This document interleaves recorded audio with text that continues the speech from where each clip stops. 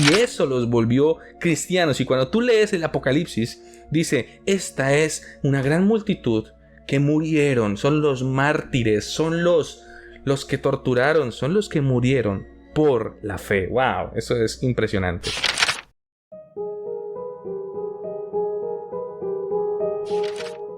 Hablamos de las muertes. Yo me tomé acá la libertad de elaborar una lista.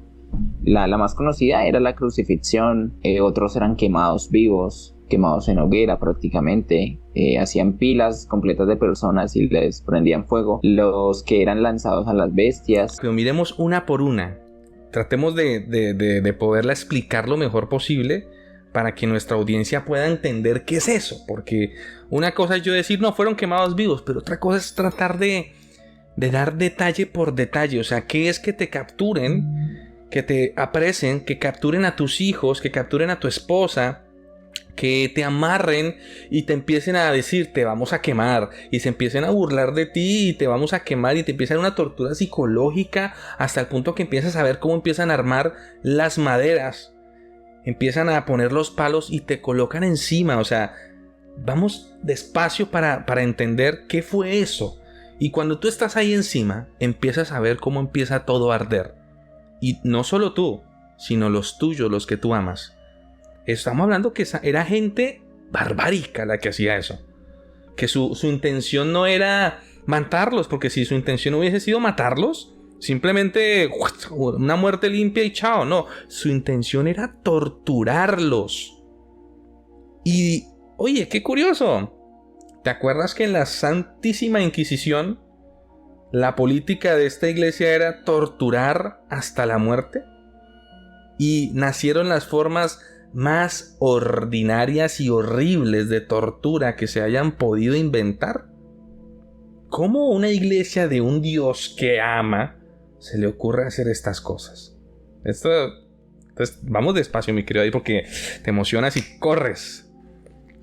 O sea, pues por eso, digamos, quería hacer como un recuento rápido de todas para después ir por una. La última era la decapitación, entre muchas otras que seguramente no de las cuales no hay mucha documentación histórica, pero sí, por ejemplo, yéndonos a la primera mencionada, que era el tema de la crucifixión. O sea, lo podemos ver, por ejemplo, en la misma crucifixión de Cristo, que los soldados romanos eran soldados expertos en hacer sufrir. O sea, si habían personas expertas en causar dolor, esos eran los lectores romanos de la época. Porque también tenemos que tener en cuenta que venimos de un contexto en el que el Imperio Romano tenía sometida a gran parte del mundo y muchas de las formas para mantener esa lealtad hacia Roma era con el miedo al castigo que infundían en muchos de los pueblos conquistados.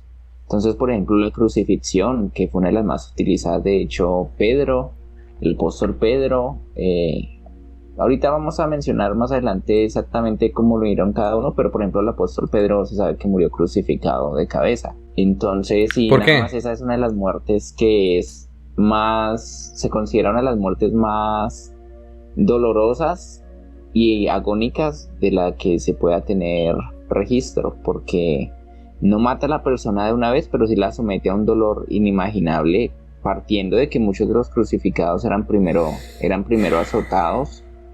Y no azotes blandos como se muestran en muchas películas, sino azotes con látigos que te desprendían la piel de la espalda, que te dejaban siendo prácticamente un manojo de carne colgante. Clavaban a una cruz, que de hecho yo tengo por ahí un video explicándolo, pero se sabe que ellos no clavaban las manos de las personas que crucificaban, sino clavaban las muñecas, para asegurarse precisamente que con el peso del cuerpo el clavo no desgarrara la mano y la persona se cayera de la cruz, sino que atravesando el clavo en los huesos carpianos se aseguraban que quedaba como en soporte la persona y sus pies. O sea, prácticamente eso ya colocaba a la persona en una situación en la que tenía que batallar para poder seguir respirando, porque empezaba a morir de asfixia. Era una muerte muy agónica, además de, por decirlo de alguna forma, en adición a la humillación pública a la que se les sometía porque los crucificados eran crucificados en total desnudez. Entonces, pues, ¿tú qué opinas, por ejemplo, de esa primera forma de ejecución? Sigo pensando que, ay, Dios mío, yo no sé cómo puede haber gente tan mala, hermano. Porque, o sea, en esa época la hay, pero hoy por hoy todavía hay gente muy mala. Que incluso sueñan con torturar y matar personas. Mira, cuando me hablas del apóstol Pedro que fue crucificado al revés, él no fue crucificado al revés porque el imperio quiso crucificarlo al revés, no. Él pidió ser crucificado al revés, o sea, él lo iban a crucificar. Pero él dijo, yo no soy digno de morir como mi maestro. O sea, ¿hasta dónde la fe de este hombre? Su compromiso con la fe que dijo, no, si me van a matar, por favor, cúmplanme un deseo. No me maten como me mataron al Señor. Mátenme al revés, porque no soy digno. Sé que va a ser más doloroso. Pero pues, prefiero respetar incluso con mi muerte al Señor. Impresionante, David. Eso es impresionante. Eso sí es gente cristiana de verdad. Y que, o sea, un respeto y un tema totalmente distinto de lo que conocemos hoy que respetan al Señor con cualquier cosa. Completo de la palabra convicción, ¿no? Tener una convicción verdadera. Yo creo que ese fue uno de los factores que hizo que la iglesia primitiva del primer siglo en cierta forma acumulara cierta facilidad de impactar a los demás pueblos, a las demás personas quienes eran evangelizadas, porque claro, o sea, ser yo por ejemplo una persona que no tiene nada que ver con el cristianismo de la época y ver tantas personas dispuestas a morir por un tal Cristo del cual yo nunca he escuchado, pero ver que no se retractan y están dispuestos a ir hasta las últimas, hasta yo, mira, si una persona inconversa hace tiempo me convierto. Eso pasó. O sea, hay historias de que cuando están asesinando a los cristianos en el Coliseo Romano y que no se retractan, muchos de los que estaban en las gradas se bajaban a que se los comieran a ellos también. Dijeron, si ellos no niegan, yo tampoco. O sea, por eso es que el cristianismo del primer siglo creció de una forma impresionante, porque había gente con una convicción terrible. ¿Y cómo no iban a tener una convicción terrible si se manifestaba el Espíritu del Dios vivo en medio de ellos? ¿Cómo no tener una convicción cuando tú ves con tus propios ojos las cosas sobrenaturales pasando a tu alrededor? Eso es. Yo quisiera ver eso hoy, pero me da miedo porque si queremos ver el poder de Dios, tenemos que estar dispuestos hasta la muerte. Jesús le dijo a sus apóstoles, ¿te acuerdas la historia cuando estaban los dos hijos del trueno? Y estaba la mamá de ellos también por ahí. Y la mamá de ellos le dijo al Señor, Señor, ven, te quiero decir algo. Ahí hablemoslo a lo latino. Ven, te cuento algo.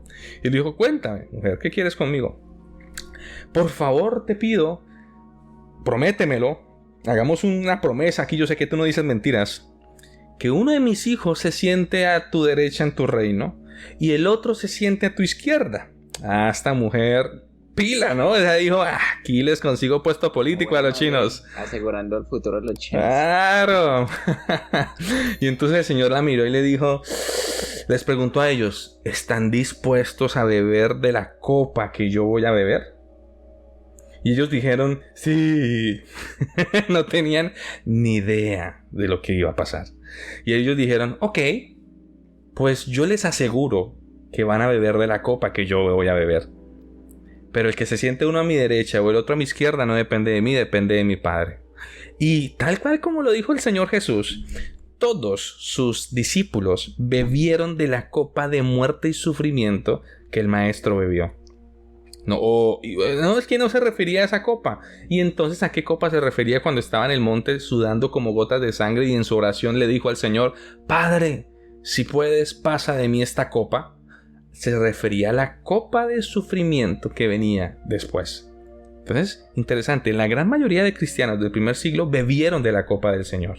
Y eso los volvió cristianos. Y cuando tú lees el Apocalipsis, dice, esta es una gran multitud que murieron, son los mártires, son los que torturaron, son los que murieron por la fe. ¡Wow! Eso es impresionante.